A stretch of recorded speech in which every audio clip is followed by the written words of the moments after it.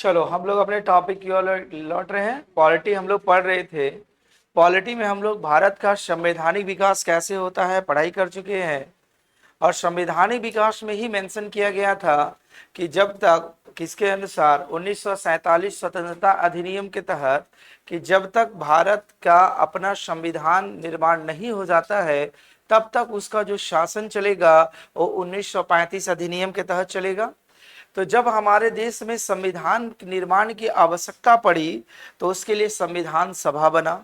संविधान सभा इसलिए बनाया गया कि जब संविधान का निर्माण होगा किस प्रकार से किया जाना चाहिए, उसका क्या क्या स्वरूप होना चाहिए, इन सभी बातों की सारी चर्चा के लिए जब संविधान का निर्माण होगा तो पूरे देश के मेंबर्स जो आएंगे प्रतिनिधि चुन के लाए जाएंगे।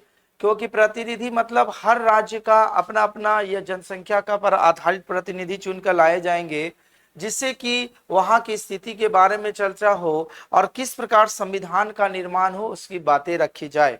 संविधान कोई हमारा एक दिन में तैयार नहीं हुआ था, ये कुछ लंबे अरसे तक चला है और इसमें क्या क्या होना चाहिए, क्या क्या सुधार होना चाहिए, कहाँ कहाँ से मेंबर्स को लाना चाहिए, किस प्रकार से मेंबर को लाना चाहिए, ये सारी बातें हमारे संविधान सभा के निर्माण में रखी गई है।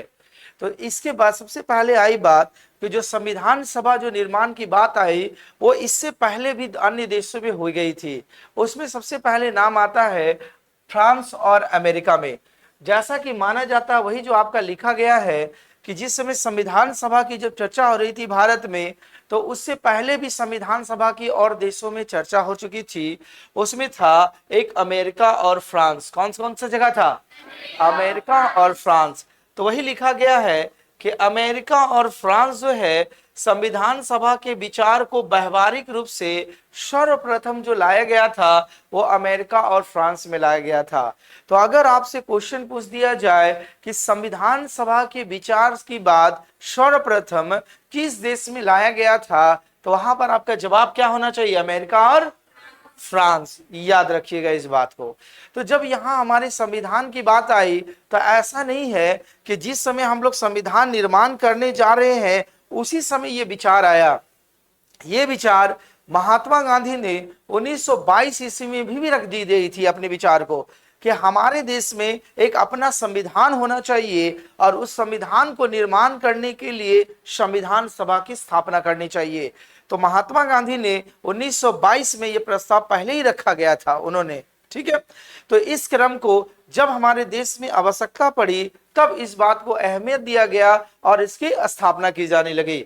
तो देखिए ये हमारे संविधान सभा का थोड़ा आउटलाइन है उस जमाने में कि जिस समय हमारा संविधान सभा का निर्माण हुआ था उस समय देखिए ये पूरे के मेंबर्स थे। तो संविधान सभा का जो निर्माण हो रहा था उसमें सबसे अहम कड़ी थी कि आदमी को प्रतिनिधि को सिलेक्ट कैसे किया जाए। क्यों? क्योंकि जिस समय हमारा संविधान का निर्माण होने की बात हो रही थी हमारे देश में शासन व्यवस्था कुछ अलग प्रकार से चल रही थी। अलग प्रकार के करने का मतलब ये है कि हमारे देश का कुछ भाग का शासन अंग्रेजों द्वारा चलाया जा रहा था, कुछ भाग का शासन इंडिपेंडेंट था। इंडिपेंडेंट करने का मतलब देशी रियासतों के द्वारा चलाया जा रहा था।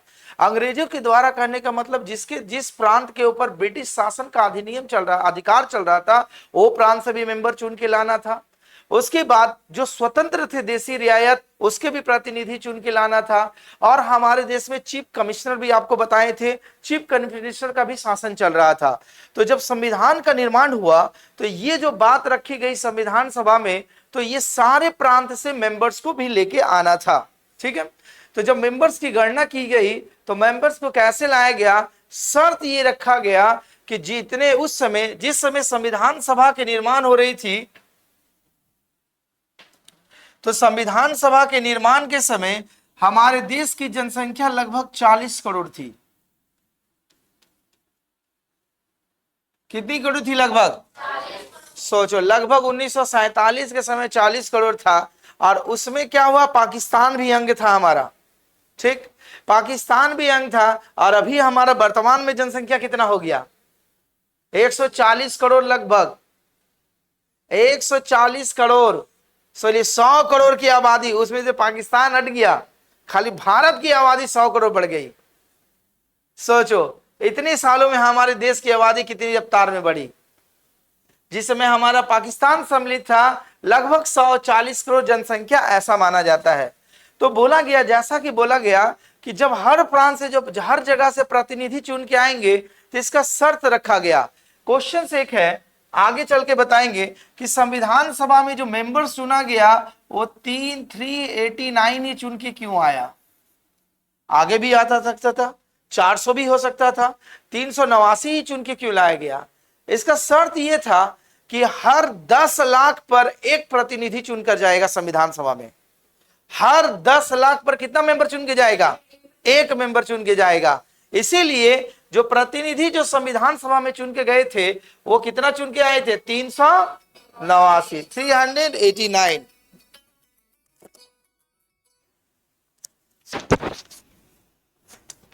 तो देखिए, उसके आगे एकदम पूरा डिटेल से बात करेंगे। कुछ बेसिक संविधान सभा का प्रारंभ से चलते।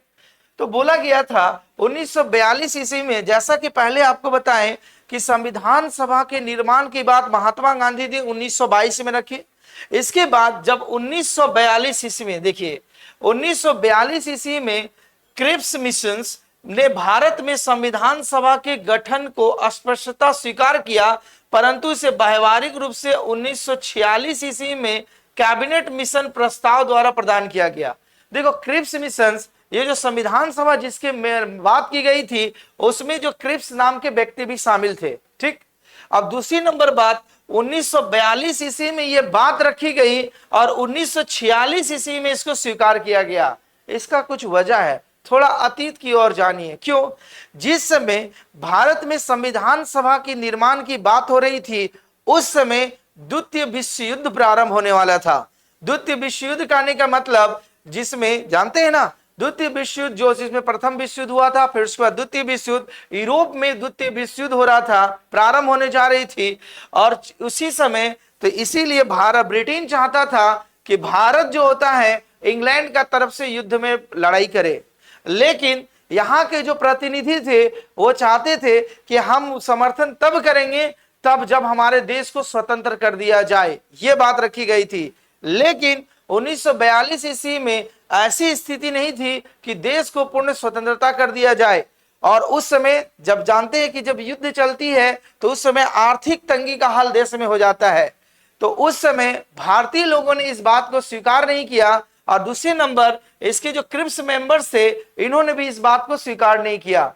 आगे चल के 1946 ईस्वी में यह बात रखा गया, और जब यह बात रखा गया तो याद रखिएगा, उस प्रस्ताव में जो समिति थे, उसके जो सदस्य थे कैबिनेट मिशन में, उसमें देखिए नाम है sir Stafford Cripps, sir Stafford Cripps, lord Pethick Lawrence और A.B. अलेक्जेंडर्स, ये 3 मेंबर्स थे। जब 1946 ईस्वी में जब भारतीय संविधान सभा के निर्माण की बात रखी गई थी, ये 3 ब्रिटेनर भी थे, माने ब्रिटिश भी शामिल थे।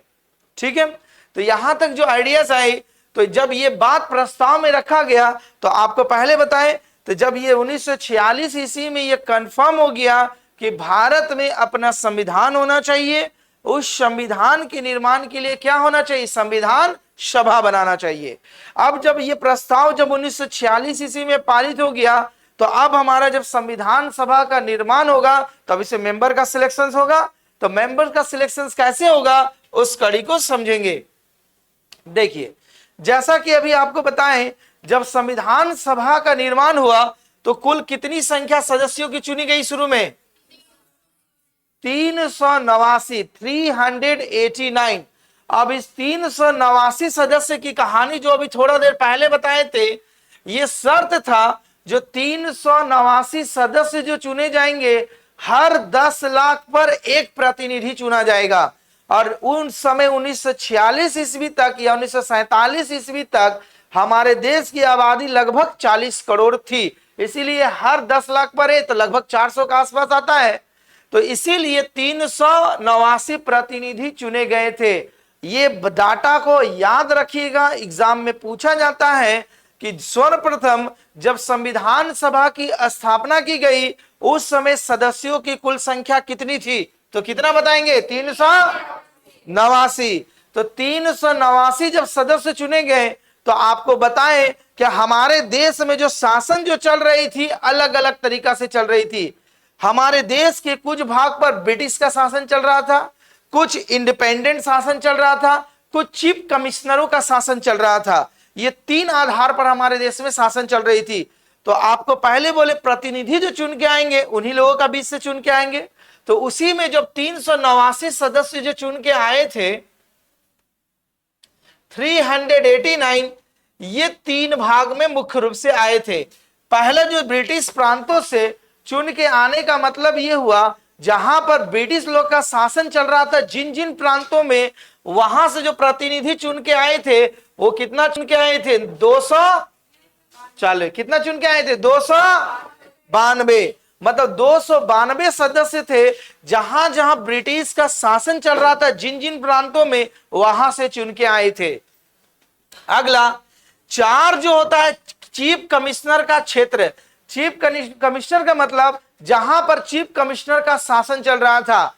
तो आपको एग्जाम में ये नहीं पूछेगा, अगर पूछ दे कि वो 4 स्थान कहां पर है जहां पर चीफ कमिश्नर का शासन चल रहा था, एक था आपका दिल्ली, दूसरा था अजमेर,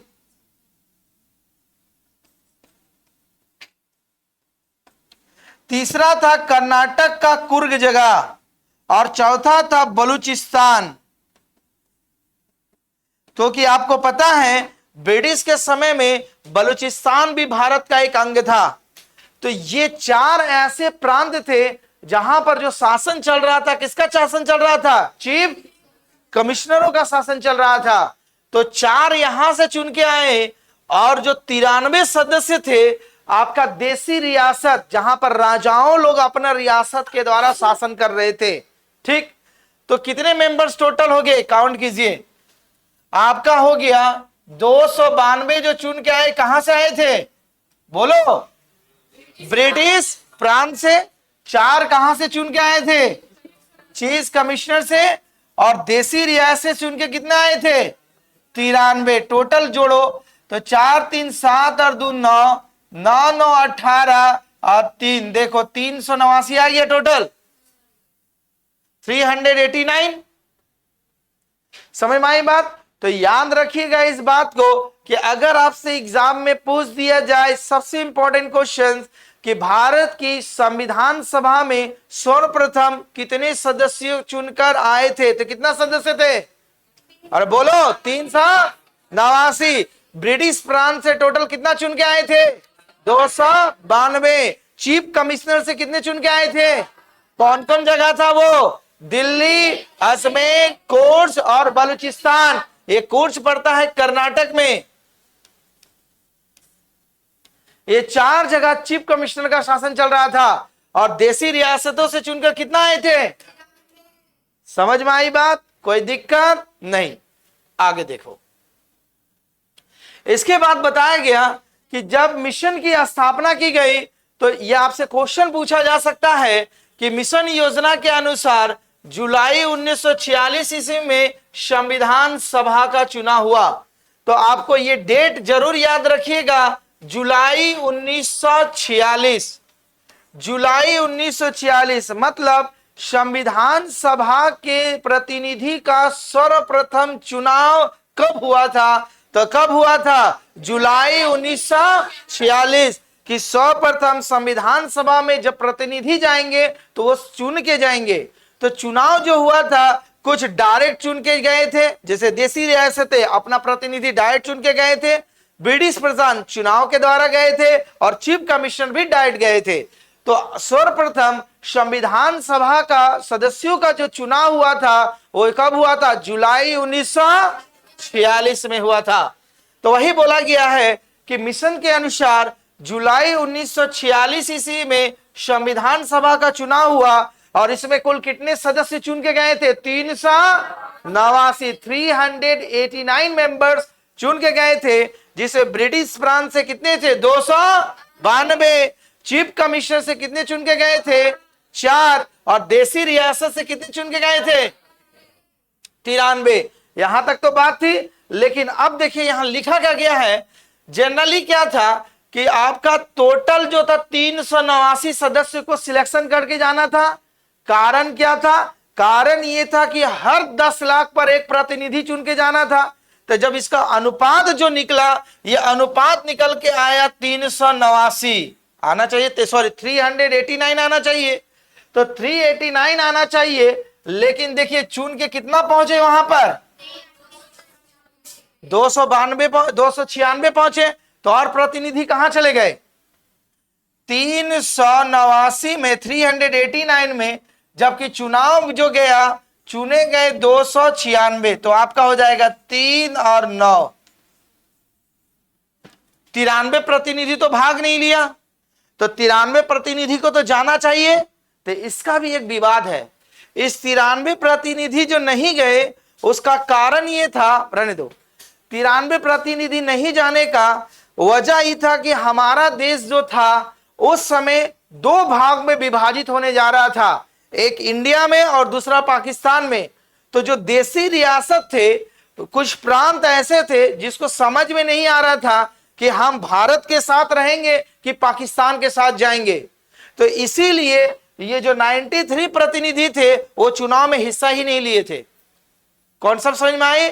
अगर आपसे क्वेश्चन आ जाएगा दिमाग में कहीं कि सर चुन के जाना चाहिए था 389, लेकिन निर्धारित सदस्यों का जो चुनाव हुआ 296 ही पहुंचे, और बाकी सदस्य कहां चले गए? बाकी सदस्य जो थे वो चुनाव में भाग ही नहीं लिए थे।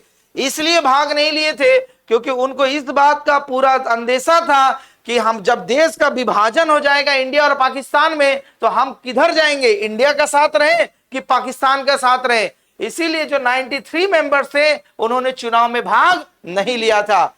तो याद रखिएगा, प्रतिनिधि जो घोषित किया गया था 389, लेकिन सर्वप्रथम चुनाव में कुल कितने मेंबर चुन के गए थे? 296, 296 मेंबर्स गए थे।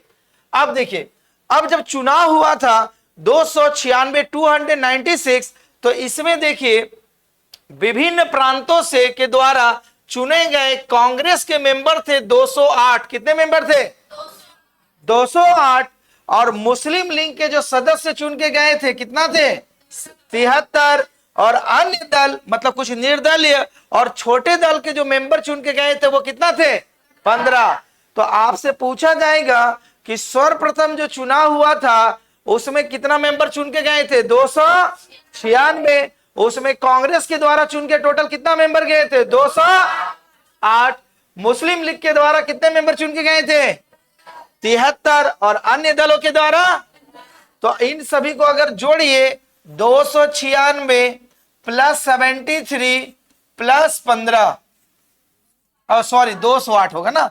कांग्रेस के द्वारा 208, 73 मुस्लिम लीग और अन्य दल 15। तो 5 3 8 8 16 16 और यहां पर 2 और 5 9। देखो 296 आटा पूरा हो जा रहा। कौन सा सही मारी है? तो यहां तक कोई दिक्कत नहीं होनी चाहिए। आगे की कहानी समझिए। तो जब इतने मेंबर चुन के गए कि ठीक है कांग्रेस के द्वारा, मुस्लिम लीग के द्वारा और अन्य दल के द्वारा, तो अब हमारा जो संविधान सभा की बैठक स्टार्ट होगा। तो जब बैठक स्टार्ट हुई तो क्वेश्चन पूछा जाएगा संविधान सभा की प्रथम बैठक कब हुई? वो डेट याद रखिएगा, 9 दिसंबर 1946। तो आपका क्वेश्चन होगा कि संविधान सभा की प्रथम बैठक कब हुई? 9 दिसंबर 46। और संविधान सभा का पहला चुनाव कब हुआ था? जुलाई में चुनाव हुआ और 9 दिसंबर 1946 को संविधान सभा की प्रथम बैठक हुई। तो इसकी संविधान सभा की जो प्रथम बैठक हुई वो हमारे संसद भवन के पुस्तकालय में हुआ था। देखिए पिक्चर्स, यहीं पर हुआ था कि संविधान सभा का प्रथम बैठक आयोजन किया गया था। तो संविधान सभा का जो प्रथम बैठक है कब हुआ था? 9 दिसंबर 46 को। डेट जरूर याद रखिएगा, ठीक है। तो वही लिखा गया 9 दिसंबर 1946 ईस्वी को प्रथम बैठक नई दिल्ली स्थित काउंसिल चैम्बर के पुस्तकालय भवन में हुआ था। कौन सा भवन में हुआ था? काउंसिल चैम्बर के पुस्तकालय भवन में। तो सबसे इंपॉर्टेंट है कि संविधान सभा का प्रथम बैठक कब हुआ था? 9 दिसंबर 1946। और चुनाव कब हुआ था? जुलाई 1946। ठीक है, कितने मेंबर चुन के गए थे? 296, 296। अब प्रतिनिधि कितने चुनने था? प्रतिनिधि 389। कांग्रेस के द्वारा कितने चुन के गए थे? 208। मुस्लिम लीग के द्वारा 73। अन्य के द्वारा कोई दिक्कत नहीं। अब आइए, जब हमारा ये सदस्य चुन लिया गया, सारे प्रतिनिधि 296 का चुनाव हो गया, तब उसका एक अध्यक्ष भी चुनना चाहिए, तभी तो। नहीं तो मान लो सारा में, जैसे स्कूल में सब स्टूडेंट रहता है, तो उसका एक मॉनिटर होना चाहिए कि उसका निगरानी करने के लिए। तो जब ये संविधान सभा की स्थापना हो गई, सारे प्रतिनिधि मतलब 296 पहुंच गए, तो अब उसका एक अध्यक्ष चुना जाना चाहिए। तो उस अध्यक्ष की जो घोषणा की गई, उसका अस्थायी जो सदस्य बनाया, अध्यक्ष बनाया गया, वो कौन बनाया गया? डॉक्टर सच्चिदानंद सिन्हा को। तो आपसे पहला ही क्वेश्चन पूछा जाएगा कि संविधान सभा का प्रथम अस्थायी सदस्य जो बनने वाले व्यक्ति थे, उनका नाम कौन था? डॉक्टर सच्चिदानंद सिन्हा। अब एक क्वेश्चन आएगा कि सर इस व्यक्ति को ही क्यों चुना गया? और भी तो थे, सच्चिदानंद सिन्हा को ही क्यों चुना गया था? क्योंकि जितने भी प्रतिनिधि चुन के गए थे, उनमें से सबसे बुजुर्ग व्यक्ति यही थे। 80 प्लस थे, 81 प्लस। तो बुजुर्ग, कहावत है ना कि अगर बुजुर्ग व्यक्ति रहेगा तो वो किसी को भंग नहीं होने लगेगा घर में। तो उसी तरह प्रकार से तो ये सबसे, जितने भी प्रतिनिधि चुन के गए थे 296 में, ये सबसे बुजुर्ग आदमी थे। तो इसी को क्या कर दिया गया? संविधान सभा का अस्थायी सदस्य चुन लिया गया। तो याद रखिएगा, बहुत इंपॉर्टेंट क्वेश्चन है, आपसे पूछा जाएगा कि संविधान सभा का अस्थायी सदस्य सर्वप्रथम किसे, कौन था? डॉक्टर सच्चिदानंद सिन्हा। कारण क्या था ये? क्योंकि ये सबसे बुजुर्ग व्यक्ति थे। कोई दिक्कत नहीं। आगे देखिए, जो हमने अभी बात बोली वही लिखा हुआ है यहां पर कि जो चुनाव हुआ था, उसमें हर 10 लाख में कितना प्रतिनिधि चुन के जाना था? एक। वही लिखा गया है। प्रांतों और देशी रियासतों को उनकी जनसंख्या के अनुपात में संविधान सभा के प्रतिनिधित्व दिया गया, जो 10 लाख की आबादी पर एक को जाना था। तो आपको बार बार इसी बात को रिपीट कर रहे हैं, जिससे हमारा देश 1947 या संविधान के निर्माण हो रही थी, उस समय जनसंख्या टोटल लगभग माना जाता है 40 करोड़ थी। तो 10 लाख पर अगर चुन के जाना था, तो वही इसका आंकड़ा निकाला गया कि टोटल प्रतिनिधि जो बन के जाएंगे 389 जाएंगे, लेकिन पहुंचे 296, 296 पहुंचे थे, जो बोल चुके हैं हमने आगे बात। अब दूसरी बात थी कि जब इसमें चुन के गए, तो देखो इसमें क्या था? ब्रिटिश प्रांत के द्वारा भी चुन गए, मुस्लिम लीग के भी चुन के गए, अन्य मेंबर भी चुन के गए। तो जब यहां प्रतिनिधि था, तो जैसा कि हम लोग संवैधानिक विकास में पढ़ चुके हैं कि सांप्रदायिकता को भी प्राथमिकता देने लगी थी।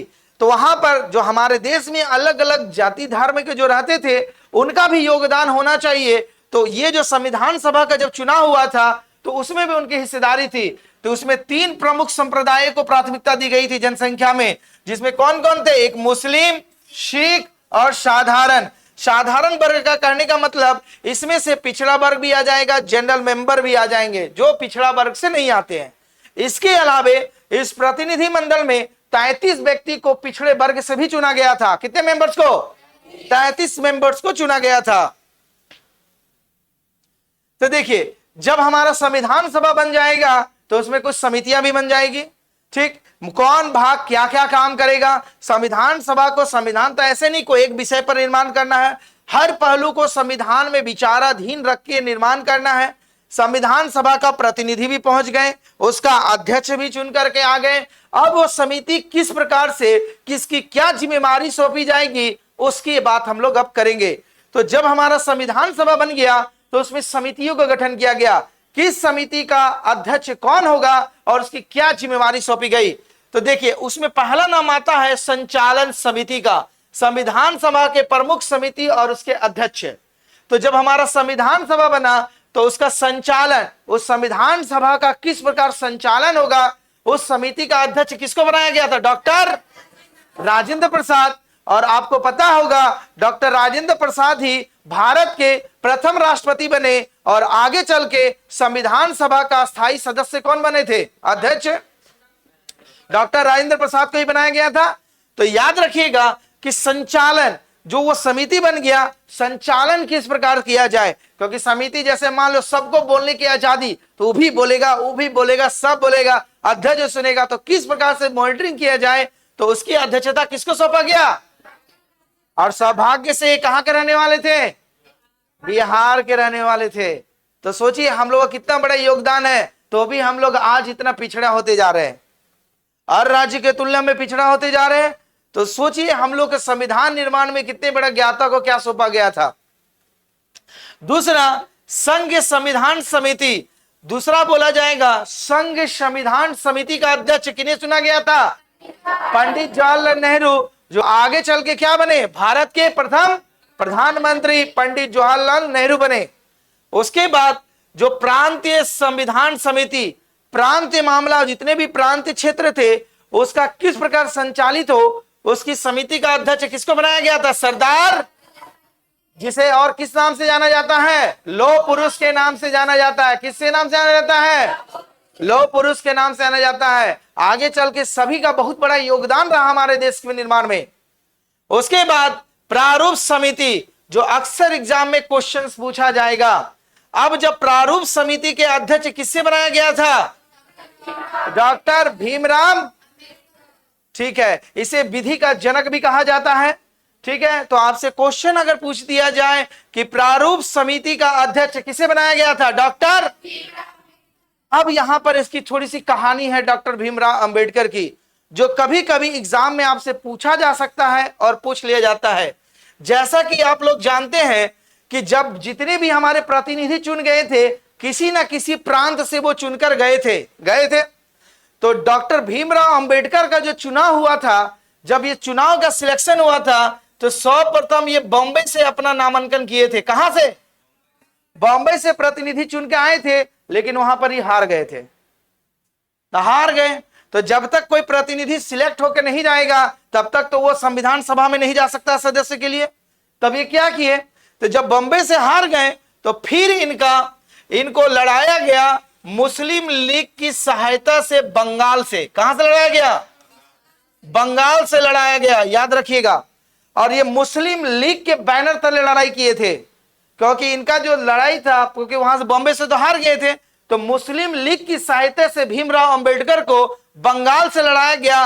वो बंगाल जो था पहले पूर्वी बंगाल के नाम से जाना जाता था। कौन सा बंगाल? पूर्वी बंगाल, जो अब वर्तमान में बांग्लादेश बन गया है। कौन बन गया है? बांग्लादेश बन गया है।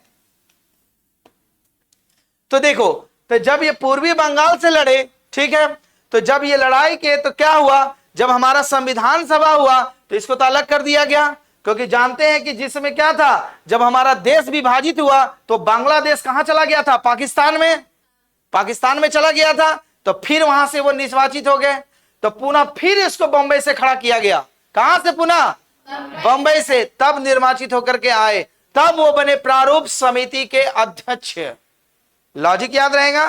तो अगर आपसे क्वेश्चन पूछ दिया जाए कि अगर भीमराव अंबेडकर को सर्वप्रथम किस प्रांत से प्रतिनिधि बनाया गया था, तो अगर आपका एग्जाम में लिखा रहेगा बंगाल लिखा रहेगा और बॉम्बे लिखा रहेगा, तो पहला ऑप्शन बॉम्बे को मारिएगा। अगर बॉम्बे को मारेंगे, क्योंकि फाइनली बॉम्बे रहेगा। अगर बॉम्बे नहीं दिया गया है तो बंगाल मारेंगे। समझ में आई बात? जो बंगाल उसे पूर्वी बंगाल था, जो कहां था? बांग्लादेश। और जब हमारा देश विभाजित हुआ तो वो बांग्लादेश किसमें अंग बन गया था? पाकिस्तान का अंग बन गया था। तो इतनी बात कहानी समझ में आई, क्योंकि प्रारूप समिति में इसका बहुत बड़ा योगदान है। दूसरी क्वेश्चन जो आएगी, ये प्रारूप समिति के अध्यक्ष बनाए गए थे, ठीक। उसके बाद संघ समिति के, जो संघ शक्ति समिति के अध्यक्ष किन्हें पुनः बनाया गया था? पंडित जवाहरलाल नेहरू को। फिर मौलिक अधिकार और अल्पसंख्यक के बारे में जो जानकारी दे, उसे समिति का अध्यक्ष किसे बनाया गया था? सरदार। देखो, सरदार वल्लभ भाई पटेल का आगे पढ़ेंगे, इनका भी बहुत बड़ा योगदान है। क्या योगदान है, इसकी भी कहानी सुन लीजिए। जब हमारा देश में, आपको पता है, कुछ ब्रिटिश प्रांत था, कुछ देसी रियासत था, तो जब संविधान का निर्माण हो रहा था, तो आपको पता है कि कुछ देसी रियासत ने भारत संविधान सभा में हिस्सा नहीं लिया था, नहीं लिया था। क्यों? क्योंकि जाना था 389, लेकिन गए 296, तो बाकी तो इंडिपेंडेंट रहे। वो बोला हमको कोई मतलब नहीं है। तो आगे चल के वही पढ़ेंगे कि जो इंडिपेंडेंट थे, देश आजाद होने के बाद जो देसी रियासत बने थे, इस सरदार वल्लभ भाई पटेल ने ही उसको भारत में फिर मिलाया था। हमारा देश आजाद होने के बाद जब हमारा पूरा संविधान लागू हो गया, तब हमारे सरदार वल्लभ भाई पटेल ही थे जिन्होंने देसी रियासतों को बोला कि इसे भारत का अंग होना चाहिएगा, ना कि वो इंडिपेंडेंट शासन कर सकता है हमारा देश में। याद रखिएगा, इसीलिए इन्हें लौह पुरुष के नाम से जाना जाता है। कॉन्सेप्ट याद रहेगी बात। आगे देखिए, उसके बाद हमारा देश का राष्ट्र ध्वज तैयार होना चाहिए। उसकी भी समिति का अध्यक्ष किन्हें बताया गया? डॉक्टर राजेंद्र प्रसाद। तो इन सभी में सबसे इंपॉर्टेंट है, जो बार बार एग्जाम में क्वेश्चन पूछा जाएगा कि प्रारूप समिति के अध्यक्ष किसे बनाया था? डॉक्टर भीमराव अंबेडकर को। और संचालन समिति का अध्यक्ष किसे बनाया गया था? डॉक्टर राजेंद्र प्रसाद को। यहां तक कोई दिक्कत नहीं। आगे देखिए, अभी जैसे आपको बताएं कि मौलिक अधिकार जो था और व्यवहारिक शक्तियां जो किसके अंदर में संचालन हो रहा था? सरदार वल्लभ भाई पटेल के अंदर में आ रहा था। उसने 2 उप समितियों का गठन किया। पहला हुआ मौलिक अधिकार उप समिति। मौलिक अधिकार का जो समिति का अध्यक्ष बनाए गए, जे.बी. कृपलानी को बनाया गया। किनको बनाया गया? जे.बी. कृपलानी को बनाया गया। और उसके बाद अल्पसंख्यक समिति उप समिति के अध्यक्ष किसे बनाया गया? एस.सी. मुखर्जी को बनाया गया। अब देखिए, सुनिए, जब हमारा संविधान सभा का निर्माण हो रहा था तो उसमें कुछ महिला पद सदस्यों ने पार्टिसिपेट किया था। उसमें महिला सदस्यों की संख्या अगर पूछा जाए कि जिस समय संविधान सभा का निर्माण हो रहा था, उसमें महिला सदस्य भी प्रतिनिधि चुन के गए थे, तो उनकी संख्या कितनी होगी? 15। कितना बताएंगे? 15। वही लिखा गया है कि संविधान सभा के सदस्यों में अनुसूचित जनजातियों की संख्या 33 बताती है, और जिसमें विधानसभा से महिला सदस्यों की संख्या कितने चुन के गए थे? 15। और इस 15 सदस्य में एक महिला सदस्य थी जिनका नाम है बेगम अय्यर, कुछ करके ऐसे नाम भूल रहे हैं आपका, हाँ, बेगम अय्यर रसूल करके नाम है। ये 15 सदस्यों में एक महिला सदस्य भी थी जो इनका सदस्य चुन के गई थी संविधान सभा में। तो एक महिला मुस्लिम सदस्य थी, तो उसका नाम जरूर याद रखिएगा। ठीक है, आगे बोला गया है, अब जब हमारा संविधान का हो गया, आपका बैठक भी प्रारंभ हो गई, अब उसका प्रारूप तैयार होने लग गया। तो उसके बाद जो बोला गया कि 11 दिसंबर 6 दिसंबर 1946 को संविधान सभा का प्रथम बैठक हुआ। और सॉरी 9 दिसंबर था, अच्छा सॉरी, तो 9 दिसंबर को, तो 11 दिसंबर 1946 को डॉक्टर राजेंद्र प्रसाद को संविधान सभा का अस्थाई सदस्य चुन लिया गया। मतलब अभी तक हम लोग अस्थाई सदस्य के रूप में काम कर रहे थे, तो संविधान सभा का अस्थाई सदस्य किन्हें चुना गया था? डॉक्टर सच्चिदानंद सिन्हा को। और संविधान सभा का अस्थाई सदस्य किसे चुन लिया गया? डॉक्टर राजेंद्र प्रसाद। तो आपसे 2 क्वेश्चन एग्जामिनर बार बार रिपीट करता है कि संविधान सभा का अस्थाई सदस्य और संविधान सभा का अस्थाई सदस्य। तो अस्थाई सदस्य में किनका नाम आएगा? डॉक्टर राजेंद्र प्रसाद को।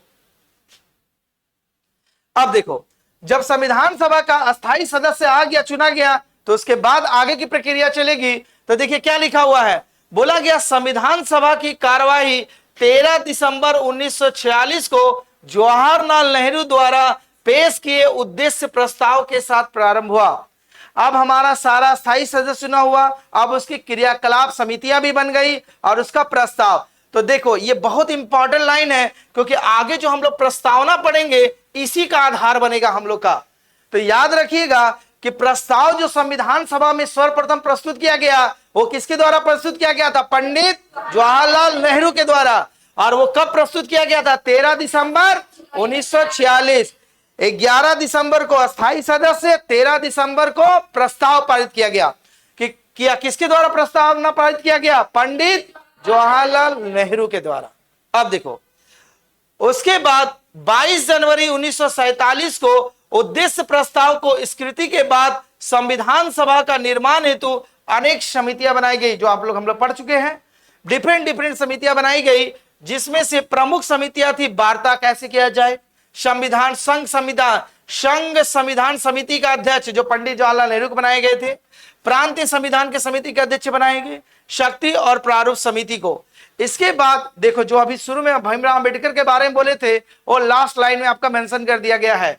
बोला गया संविधान सभा में अंबेडकर का पहली बार निर्वाचन जो लिखा गया, देखो यहाँ क्या लिख दिया गया है, बंगाल से, तथा देश बंटवारे के बाद निर्वाचन कहां से कर दिया गया था, बॉम्बे से। लेकिन सबसे पहले वो बॉम्बे के लिए खड़ा हुए थे जहां से वो हार गए थे, फिर उसके बाद वो बंगाल से निर्वाचित हो गए थे, लेकिन जैसे देश बंटवारा हुआ तब तो वो पाकिस्तान बन गया। तो निर्वाचन समिति अगर सदस्य बनना है तो फिर सदस्य चुन के आना है, तो फिर बॉम्बे से खड़ा हुए तब निर्वाचित होके वो बने प्रारूप समिति के हमारे अध्यक्ष। तो यहां तक समझ में आई, कोई दिक्कत नहीं।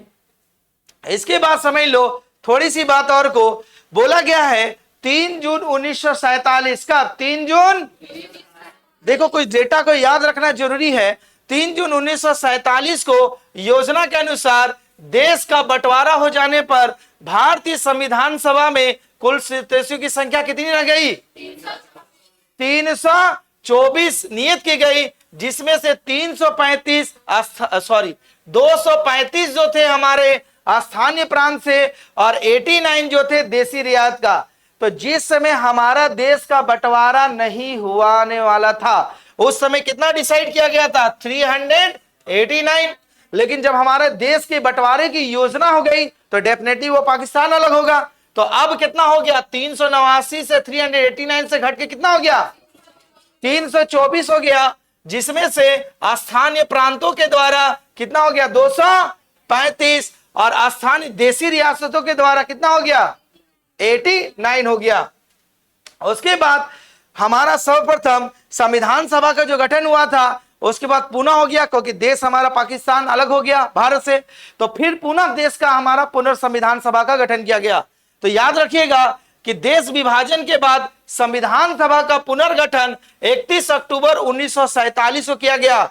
तो संविधान सभा का पुनर्गठन कब किया गया, 31 अक्टूबर 1947। क्यों किया गया, अरे पुनर्गठन क्यों किया गया, क्योंकि पाकिस्तान भारत से क्या हो गया, अलग हो गया, तो मेंबर्स घट जाएंगे, तो पुनः गठन करने पड़ेगा। तो इसीलिए संविधान सभा का पुनर्गठन जो किया जाएगा वो कब किया गया आपका, 31 अक्टूबर 1947 को किया गया। और 31 दिसंबर 1947 को संविधान सभा के सदस्यों की कुल संख्या वास्तव में कितना डिफाइन कर दिया गया, 299, जिसमें प्रांत से 229 आएंगे और देसी रियासतों से अब घट के कितना हो जाएंगे, 70 हो जाएंगे। ठीक है, तो इस प्रकार देखो संविधान सभा का निर्माण भी हुआ, लेकिन जब आवश्यकता पड़ी देश विभाजन का तो उसका विभाजन के साथ साथ हमारी संख्या का भी कटौती किया गया, लेकिन शर्त वही था सारे प्रांत से ही अपने अपने जगह से चुन के आएंगे। अब जब ये हमारा पुनर्गठन हो गया तो अब उसकी बहस भी छुड़ेगी, उसकी वार्तालाप भी उठेगी। तो ये जब वार्तालाप हुई प्रारंभ संविधान सभा के निर्माण का, तो क्वेश्चन पूछा जाएगा, फर्स्ट में इसका वाचन जो चालू हुआ वो क्या हुआ, संविधान सभा का प्रथम वाचन माने पहले कार्यकारी जो स्टार्ट हुआ वो 4 नवंबर से लेके 9 नवंबर 1948 तक चला। मतलब हमारा देश जब स्वतंत्र हो गया 47 में, तो उसके बाद इसका प्रथम इसके जो बहस चालू हुआ वो कहा कब से कब तक चला, 4 नवंबर से लेकर के 9 नवंबर 1948 तक हुआ, क्योंकि 47 में हमारा देश आजाद हुआ लेकिन संविधान नहीं बना। संविधान बनाने में हमारा टाइम लगा, 1946 से स्टार्ट हुआ, संविधान बनते बनते आपका पढ़ेंगे दिसंबर 1949 में हुआ बना, लेकिन इसे लागू किया गया आपको 26 जनवरी 1950 को। तो इतनी अवधि हुई, इसीलिए इतना समय जो लगा संविधान किस प्रकार निर्माण होना चाहिए, कब क्या हुआ, ये सारी कार्यकारियां चली आपकी। ठीक है, तो इसके बाद अगले क्लास में हम लोग पढ़ेंगे इसमें मंत्री परिषद, फिर इसका कार्यकाल कैसे हुआ। ठीक है, तो आज यहीं तक कार्रवाई समाप्त होती है। धन्यवाद।